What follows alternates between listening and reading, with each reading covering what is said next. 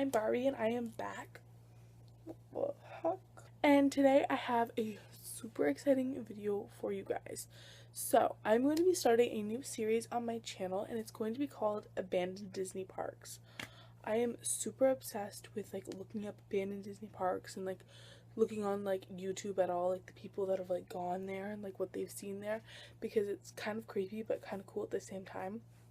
And I'm super excited because I'm going to be looking up things about these Disney parks and then I'm going to be telling you guys some stuff about them. This is actually inspired by Loie Lane's video that she just did. As soon as I saw that, I was like, yes, yes, I need to do this. So I've been looking up a whole bunch of stuff and today is going to be my first video. So today's video is going to be about a very popular Disney park that was opened and it's called River Country. So River Country was opened, I believe it was June 20th. Yeah, it was June 20th, 1976 that River Country first opened. It was the first big amusement park. By amusement park, I meant to say the first big themed water park to open that has ever opened, and it was also Disney's first amusement park. As you know, they have two other ones right now, the something Lagoon and the Blizzard one. So this was their first water park that opened. The water park closed on September 1st, 2001, and this was due to many different reasons. It wasn't really closed, it just wasn't opened and no one knew why, but it officially was closed in January 20th, 2005. There's so many dates I just had to remember like so quickly. So those are the dates that they were opened and closed and kind of still opened but not opened, if you know what I mean. So once it was opened, it was very exciting for everyone. It was like a crazy big deal because this was the first like themed water park. There were other water parks that were kind of like dingy and like not so fun, but Disney was like the first to have like a really cool water park. So everyone was super excited. This was placed by the Fort Wilderness Resort, which is, if you don't know, is like their camping resort, and it is still there to this day. So to get to the water park, it was kind of out of the way, which was kind of one of the reasons that it closed. To get to the water park, you had to go on this train and you had to like go, and the train and the tracks are also abandoned to this day because Disney just don't give a shit. So anyway, it was a pretty cool water park. There were lots of like different water slides and they were made out of rocks. I believe it was like kind of supposed to be like a Huckleberry Finn type theme. There were lots of rocks and like ships that you had to climb up. It was so cool. I'll make sure to put some photos in at the end of the video. I'll make sure to put some photos in for you guys so you can see how cool the water park really did look, especially for the time that it opened. The really unique thing about this park, which I still think is really cool to this day, is that there was only one actual pool of water, like chlorified water. The rest of it was actually a lake, which is kind of cool. Like they had water slides in the lake and they put ships in there so people could climb up and stuff like that, which I think is super cool. So they had that stuff in the lake water in Florida because this was the Florida one. And I think that that's pretty cool, but the only problem with that is that in the 80s, an 11-year-old boy actually died from this because of ambodia, I believe it's called. And what it is if it's the warmness in the water, it basically makes it deadly and kind of like acid. And actually a boy died from that. So that was one of the rumors why it closed, but that's not actually why it closed because it stayed open for like 20 years after that. It wasn't actually closed because of that. Well, not 20 years, 10 years. Can I even count? But that was one of the rumors why it closed.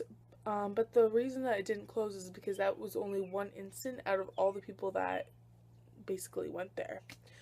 So now we're going to the reasons why the park actually did close. Also, so we talked first about the location. It was really far away. You had to go onto a train to even get to this location. The second thing is that you couldn't fit a lot of people in this park. The park was very small and you can only fit about, I think they said like 4,000 people there, which isn't that much compared to how much Disney can fit now. So they couldn't fit that many people in the park. So, yeah, basically there wasn't enough room for everyone. And because there wasn't enough room for everyone and it was such a high demand to be at that park, my cat's crying. Hi, sugar. Isn't my cat so cute? Say hi to the camera. She's like, Say hi. Say hi. Like, put me down and let me go. Okay. You have to get down. She just wants to stay in the spotlight. anyway, so if you hear her crying, she's just trying to get me to pet her. Okay, so back to the thing. So because there was such a high demand for the themed water parks, because Disney was the first to have it, they opened the Lagoon Water Park. It was great, very successful, and then they also had to open another park, which was the Blizzard one. So they had 3 water parks at one point: the River one, the Lagoon one, and the Blizzard one. But after 9/11, as we all know, Disney experienced a lot of money problems because the tourism went down after that, because people were obviously scared to go on vacation, scared to fly for obvious reasons. So because of that, it made it really hard on Disney to keep their parks opened, and so they had to close a couple of their parks, and the River one was actually one of them. So they closed that in 2001. But they didn't even announce that it was closed. They just kind of left River Country there and just were like, well, I think basically what I think they were going to see what was going to happen, because I don't think they wanted to close it, but I think they were just like, well, are people going to miss it? Like, you know, trying to kind of feel the population out. And it was kind of just left there, and then officially in 2005 they officially said that it was never going to be reopened again. The cool thing about River Country is that if you stay in a couple of the resorts, I believe it's the Wilderness Resort, you can see River Country. Like, it is still there. Nothing has been touched. There have been people that have like gone over the fence and like filmed in there, and it's literally all the same. It actually looks pretty creepy just because everything was just kind of left there, you know what I mean? And the last reason why they closed was because the park actually became not safe. Because it had opened in like the 70s and it was now the 90s, a lot of laws had actually made it so that it didn't fit in with the laws anymore. Like, the things that they had around, like, it was hard for lifeguards to go in and get people because of the theme attraction things that Disney had put in there. In the 70s it was okay, but now in the 90s it wasn't okay. So I think that a couple people drowned also. But yeah, that is a little information on Disney's River Country. I am so excited to be filming these videos, so let me know if you want to see more of them and any other Disney videos.